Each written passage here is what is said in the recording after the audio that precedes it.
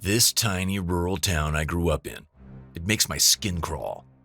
I'm well into middle age now, but it's like this town has been frozen in time since I was a teenager, and the older I get, the more things that in childhood seemed warm now seem to radiate a freezing cold. The more things seem to hide teeth and claws and menace. I'm standing in these woods, the ones across from the house I grew up in, and I fall back into memories so easily. Everything is frozen. Everything is the same, just a little more. It's like something's wrong with the daylight here. My brother James likes things from the woods, animals, birds especially.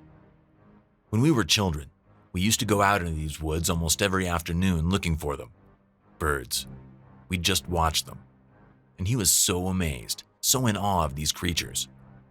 He never even got too close. So gentle. He'd just look up at them, appreciate the fact that they were there.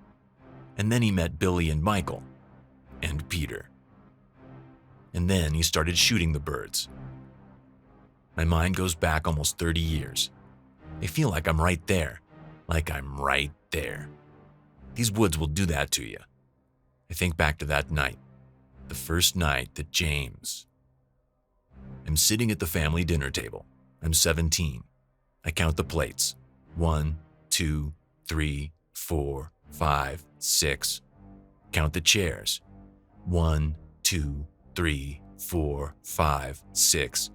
Count the bodies. 1, 2, 3, 4, 5. Where's my brother? Where's James? My sister says he went out with his friends. To the woods, she thought. My mother says she doesn't like him out after dark. 13-year-old boys should be home eating their dinner and not out in the woods at night. The food's getting cold as the air outside the house. Still no James. It's getting late. It's getting later. No one's seen him. I breathe in and out, and in and out, and in. Hold my breath. Time crawls. No James. I walk to Peter's house. The wind is picking up. The night is black. No moon. No nothing. My sister thought he was with his friend Peter.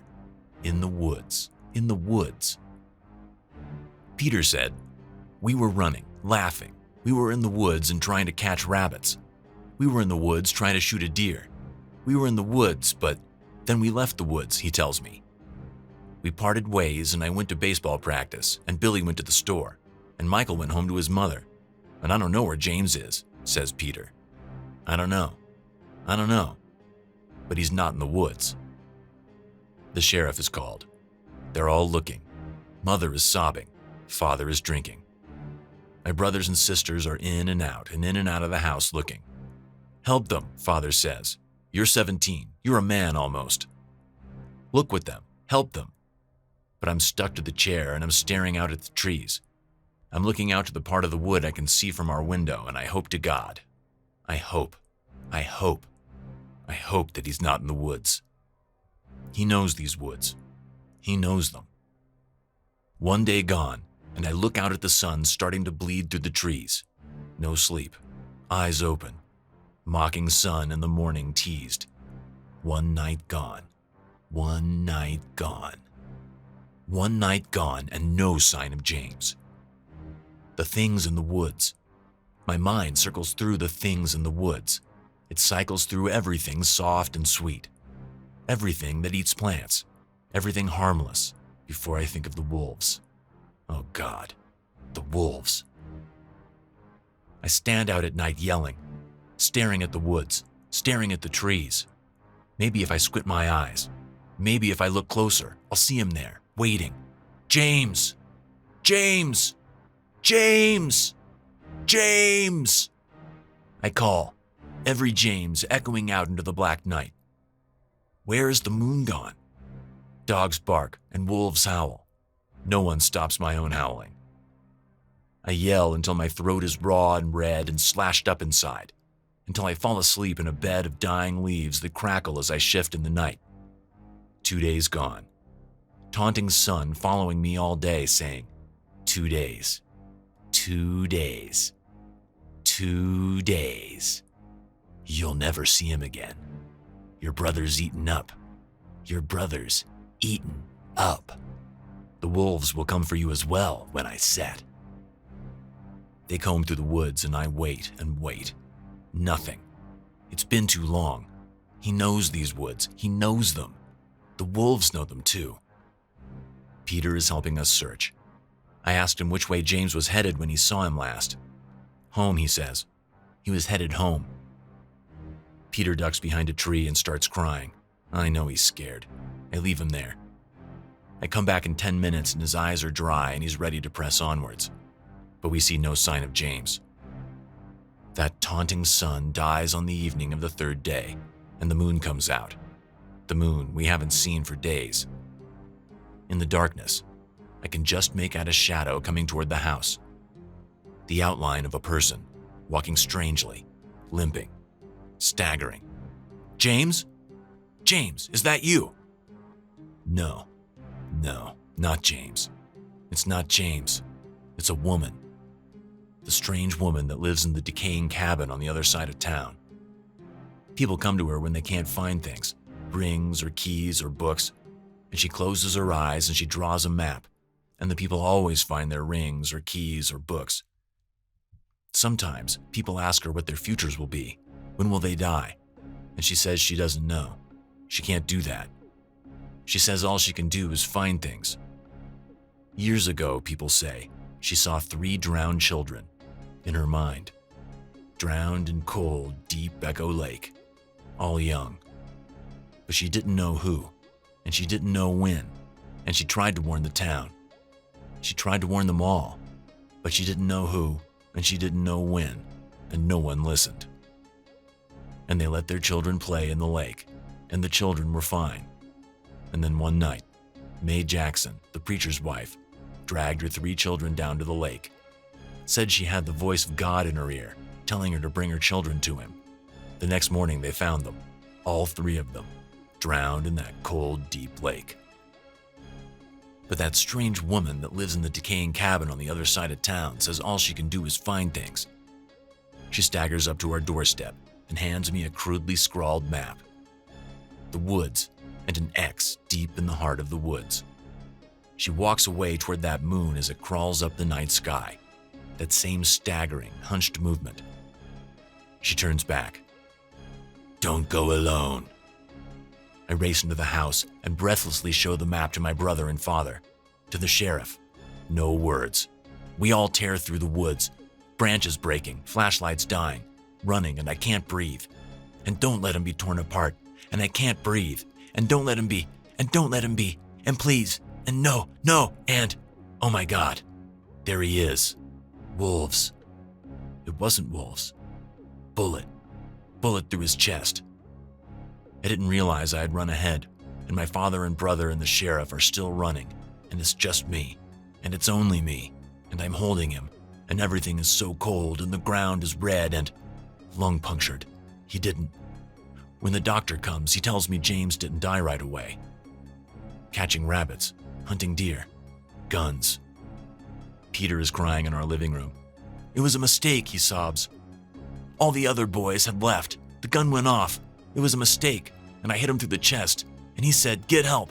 But I knew he didn't have much time, and I didn't want to go to jail. But he said, 'Please help me,' and I didn't know what to do. And he was already cold, getting colder, and the ground was so red, and I didn't know what to do, and I left him there." Baseball practice. Peter left and went to baseball practice. He was in shock, and he left James there to die, to soak the ground blood red. And he picked up the baseball bat, and he left him there. And he ran the bases, and he left him there. And he hit the ball, and he left him there. And he left him there. And he left him there. I leave Peter there, in the living room. My hands are shaking and I can't be in that room. I can't. I don't know what I'd do to Peter, but I can't be in that room. And everything is red, and everything is cold. My brother, 13. My brother. Gone. Something shifts in the trees next to me. And just like that, I'm back. Back in the present. Back in this strange, fading daylight. 30 years of time crashing back onto me like brackish waves. Peter grew up. Peter gets to grow up. James doesn't. I get to grow up. I move away. I can't stand to be near those woods. I grow up, and I stop believing in people that can find things they've never seen by closing their eyes and drawing a map. But I think about that woman, and I think about James, and I think about Peter. And it brings me here, back to these woods, back to this place, as the strange daylight dies through the trees. Wolves got him, I thought. Wolves got James. Before I knew about what Peter had done, I thought wolves got him. I wasn't entirely wrong.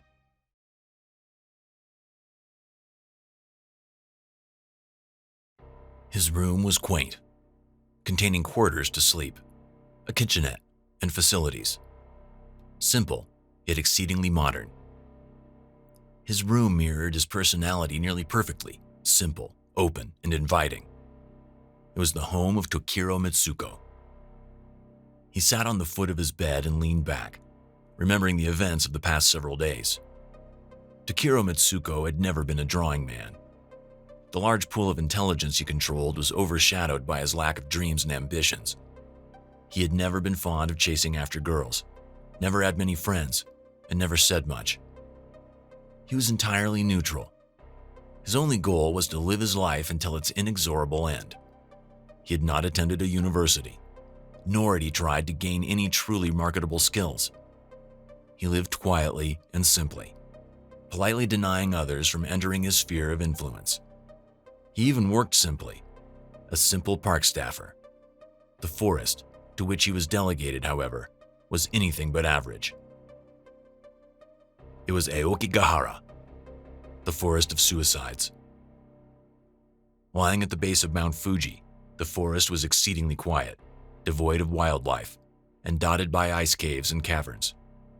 The forest had strong ties to demons in Japanese folklore. Every year, over 100 troubled souls enter the forest, only to take their own lives. Each year, the park staff must enter the forest to clear the human remains, tally the dead, identify the corpses they can, and check for items that may be important to living parties related to the deceased, such as suicide notes. Tokiro Mitsuko has been employed with the park for 12 years. This year was no different. He arrived just after dawn at the edge of the forest. Exiting his vehicle, he attached the harness, which many of the employees put on when entering the forest, to the front grille of his vehicle. Surrounded by so much death in the quiet of the forest, it was only natural that the living would want a tether that they could count on to not lose touch with reality. The forest was disconcerting. Towering trees stood motionless, with nary the smallest of breezes to move them, and not the smallest of creatures to scurry around. Tokiro walked along, carefully picking his way over bushes and sticks, not at all concerned with the place he was in. He stopped at a particularly large tree in a clearing.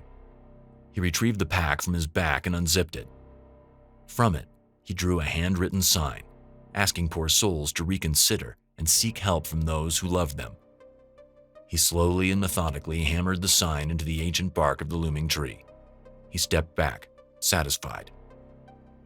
He breathed in deeply, and the hair on his back stood on end. He had always felt something akin to closeness in this place. Death had been a near fixation of his. A freedom, he whispered aloud. The absolution of soul passing from the body. He never really had seen much point in living, but for whatever reason, he couldn't see the point of taking one's own life either. Nearly an hour had passed, and the quadrant of the forest he was assigned to had reared next to nothing, much to his pleasure. Rounding a small embankment, Tokiro stopped to gaze upon the long-dead corpse of a young woman. Her eyes had long since rotted away, but her corpse seemed unusually bloated. Next to her was a small wooden box. Carefully, Takiro knelt down and opened the box. Inside, he found a suicide note. Skimming through the note, he recounted this woman's story. She had been in her final year of high school when she was raped by her stepfather and framed for being a harlot and a liar. Shunned by her family and pregnant with nowhere to turn, she returned into the forest before stabbing herself to death. Takiro noted that the story ended with an apology to her unborn baby girl, whom she had intended to name Erisu. Takiro slowly stood up, noting a small knife lodged in the woman's abdomen.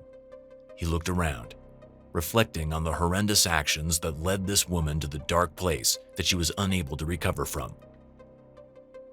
Reciting a small Buddhist prayer, he noted her GPS location and vowed to give her earthly remains closure, as he did with all of the deceased he found. He stopped in mid-stride away from the corpse. In his periphery, he saw indentions in the layer of topsoil off to his right. He wandered over to them slowly, observing them. They were small human feet that led away from the corpse. As far as Takiro could tell, not a soul other than he had set foot here in months. And as timeless as the forest seemed, this should not be. He stooped over the trail led by the small footprints, noting they almost looked like those of a child. It was at this point that Takiro began to breathe heavily. He was scared, yes, but intrigued. He started down the trail, following the footprints. His tether had reached its limit. He had 100 meters of rope at his disposal, but it was not enough. He slipped free of the harness and kept walking on. The great gnarled trees had begun to gnaw at his psyche.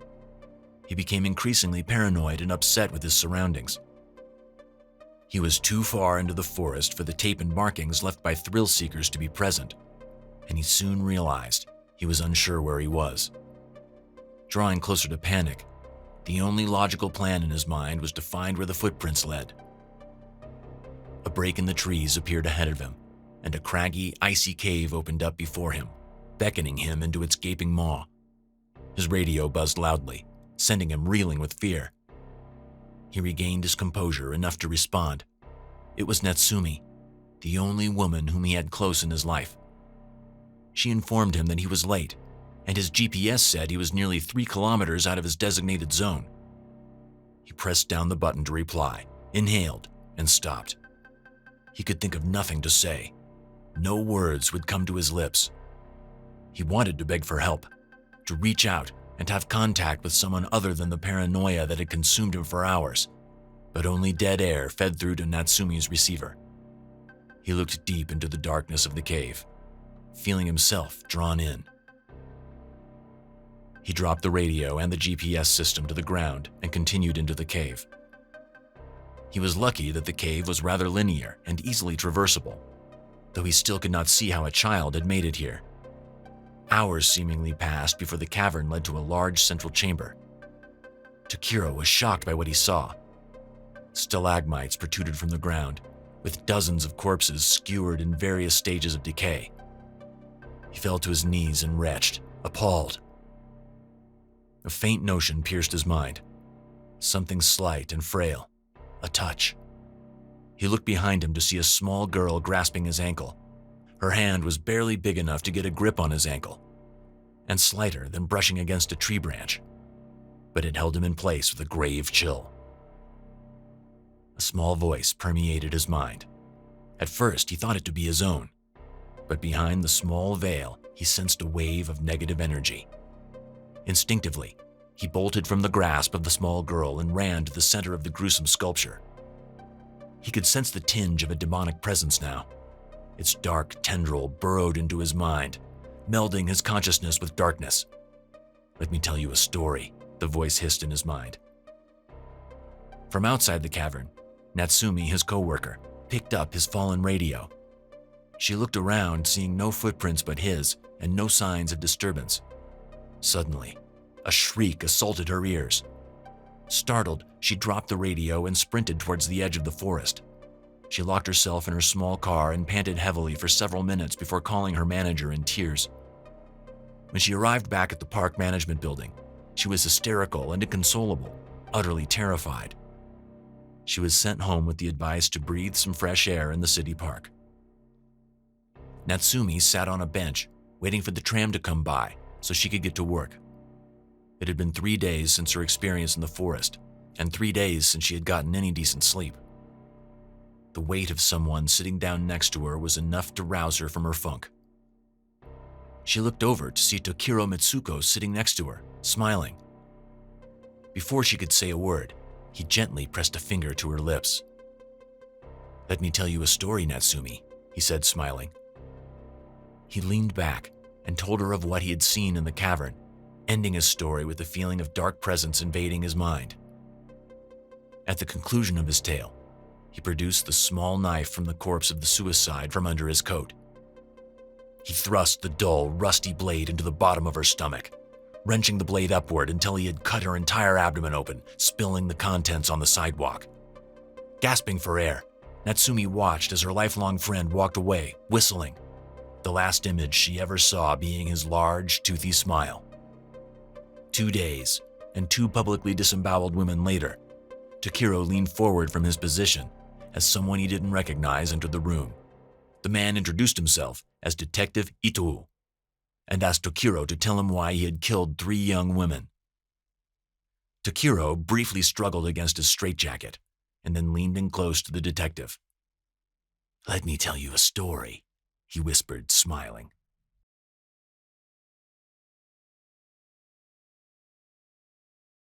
Cryptozoology has always been a minor interest of mine.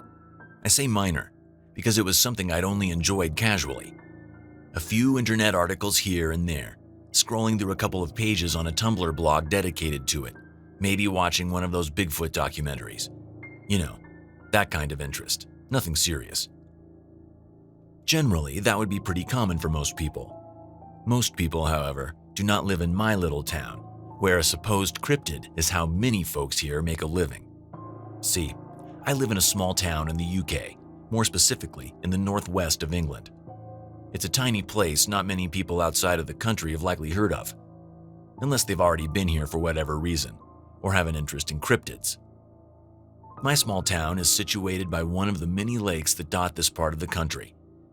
And as so many bodies of water do, we have our own Loch Ness Monster. That's what many people claim anyway. I'm sure many of you are skeptical of that, as you are of any such monster. Who can blame you? I grew up here and I didn't buy into that. I found it interesting, but I didn't believe it. Same as I didn't believe those people who claim aliens probed their backsides or that Bigfoot had destroyed their camp. It was something to read about and enjoy, but not something I believed. Most of my generation and that of my parents felt the same, but many of my grandparents' era clung to the belief in the monster.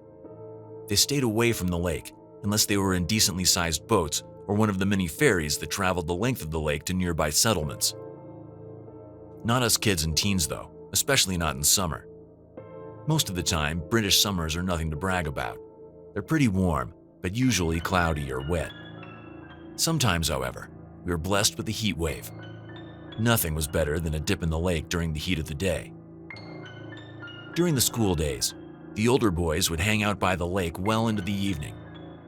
The worst that ever happened was that someone would get a cramp whilst swimming and we'd have to get them back to shore. Or someone would get their foot tangled in some lake weed and freak out until they realized what it actually was. Nothing sinister, nothing serious. Most certainly, no lake monster. One particular day during the Easter break, where it was much too cold to spend more than 5 minutes at a time in the lake, I was spending my time climbing the many tall trees that covered the areas around the lakes. Maybe I was a bit old for tree climbing, most likely, but it had always been something I'd enjoyed doing. Something about climbing as high as I could go and settling down on a sturdy branch, just looking over my surroundings, was something I enjoyed. Most of the time, I just watched boats going up and down the lake, people going about their business, cars passing down the country roads. Just typical stuff not worthy of merit. But this day in spring was different. The day itself was like any other, a chilly but sunny day in late March. I'd already taken up my temporary church in an old oak, where I'd stay for an hour or so before going off to meet friends. From where I was perched, I could see 2 young kids, maybe around 8 or 9, playing down by the shore. They weren't close to the water, just sitting in the grassy area a little ways off the bank. 2 girls. I couldn't really see what they were doing beyond that general observation. This was nothing out of the ordinary. What was unusual was the large, dapple gray horse trotting along the shoreline towards them. Horses weren't exactly an unusual sight themselves out in a rural town, but they were usually in their fields or accompanied by a rider. There was no one else in sight, and this horse had no saddle, bridle, or any other sort of riding gear. There are no true wild horses in the United Kingdom, and the only semi-wild horses make their home in the New Forest, somewhere right at the other side of the country. That left the option of it having somehow gotten out of its field. For all, it seemed weird to me. In hindsight, it wasn't all that unusual. Tourists are always crossing through private land and leaving gates open. Animals were bound to get out on occasion. The kids took immediate notice of the animal, looking up from their chatter and letting out delighted squeals I could hear even from my spot up in the tree. I watched as they ran up to it, fearless as all children were, oblivious to the fact that if they spooked it, one kick from its front or back legs could shatter their developing bones. I watched as the pair gleefully pet the animal. The horse itself didn't seem to mind the attention, which led me to think it was one frequently used for riding, most likely one of the horses rented out to tourists so they could enjoy a ride through the countryside. The horse lowered its head, allowing one of the kids to press a hand to its muzzle. I could hear their delighted laughter as the pair took turns alternating between stroking its flank and head. It was pretty cute, I have to admit. There's always something magical about an unfamiliar animal being content with your presence. With how calm this horse seemed to be, it didn't bat an eye as it lowered itself to the ground. The pair of kids seemed ecstatic about this, climbing onto the animal's back. Not exactly safe or smart, but kids don't really think like that, and I'm sure the horse would have made it very clear it didn't want them clambering all over it if it wanted to. It was a pretty damn big horse. It took me a few moments to realize the children were no longer letting out happy squeals and giggles. They were screaming. I couldn't understand why at first, but as my vision focused more on the horse, I knew. How I hadn't noticed the change, I don't know. But where once it had been dapple gray, it was now black. The kind of black that seems to absorb all light around it, distorting it. It seemed to be dripping wet. Even from my spot in the tree, I could see the tangled mess of its waterlogged mane and tail leaking water onto the ground. Its eyes were the worst of it. I shouldn't have been able to see them clearly from such a distance, but even in the dull spring sun, I could see the glowing of those sickening, milky eyes. It threw its head back, rising to its feet with the children still on its back. They were trying to get off, but they couldn't. I don't know how, and I'm sure they didn't know how either. But no matter how much they struggled and screamed, they couldn't get off of that horse. It was like they were superglued to it. I couldn't move from my spot no matter how much my mind screamed at me to jump down and do something, anything. I'm ashamed to admit fear confused me. Sweat dripped down my brow as my breathing grew more rapid by the second. My heart was beating so hard and fast that it hurt. I have no proper words to describe the primal terror that gripped me. The same terror I imagine gripped our ancestors when confronted by a giant cave bear or an angry mammoth. Though where their fight or flight instinct would kick in, mine didn't. I was simply frozen. Frozen as the beast charged towards the water, screaming children on its back, their cries not silenced until their heads dipped under the water. Water that frothed and bubbled as they struggled beneath the surface. Then, nothing. Just an eerie stillness on that spring morning. Not even the birds sang. I think they knew. Animals just know these things. I don't know how long I sat up in that tree just staring out over the water where that horse had vanished into the murk. I don't know what became of those kids, but I know they were never found and that they never will be. It was written off as accidental drowning. Their parents beat themselves up over it as any parent would. Nothing like this had ever happened before in our little community. Kids who grew up around the lake pretty much knew how to swim by the time they could walk, and they knew to be careful by the water. It didn't add up, of course, but beyond that, no one could explain it. I think the parents clung to the hope that their children simply ran away or were kidnapped, so that they might one day find them again, and I can't blame them for that. I never told anyone what I saw. No one would have believed me anyway, save for a few ancient crones nobody took seriously, who frequently babbled about ghosts and ghouls. It haunts me that I did nothing, that I simply watched as those innocent children were pulled into a watery grave. What am I supposed to do anyway? How do you fight against something like that? I never went into the lake after that.